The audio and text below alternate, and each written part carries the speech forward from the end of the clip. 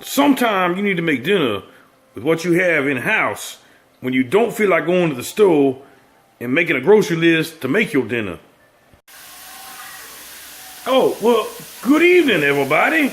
I'm saying the chef here. Today, we're going to make up some tostadas. And first thing you're going to need is some meat and some onion. And I'll show you how we do this. We chopping up some onion in there and some ground beef. And I just started that and getting that cooking process going. We're gonna keep that stirring, then I'll show you the next step. There we go, we got that cooking down. Next thing you're gonna need is some kernel incense, 7 herb and spices. And this is the Mexican blend. And I told you in a previous video what ingredient go in this. Okay, so our meat's starting to brown real good now, and them onions are starting to get translucent. Next thing we're gonna do is we're gonna add our 7 herbs and spices. Then we're gonna add some salsa. Now I don't know where this is made, but I know one place that this is not made.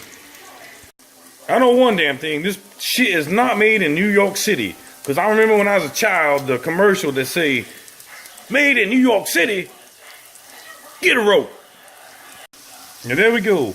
We got about a pound of meat, a half an onion, a cup of that salsa, and about 2 tablespoons of that spice blend.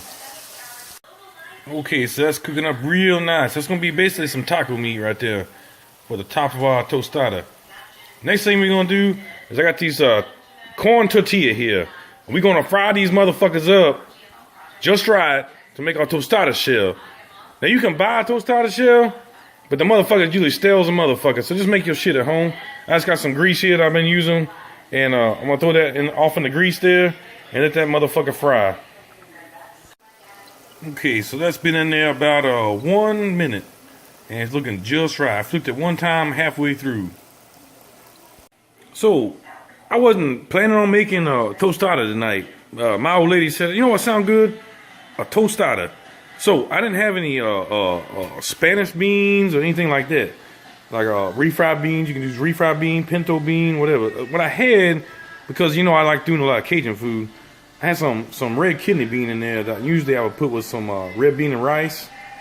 So this whole meal is very simple, and it's just something that I threw together from what I already had here at my house. You know, so all you can do is use that 7 herb and spice blend in these, and it tastes just like a Spanish bean anyway. So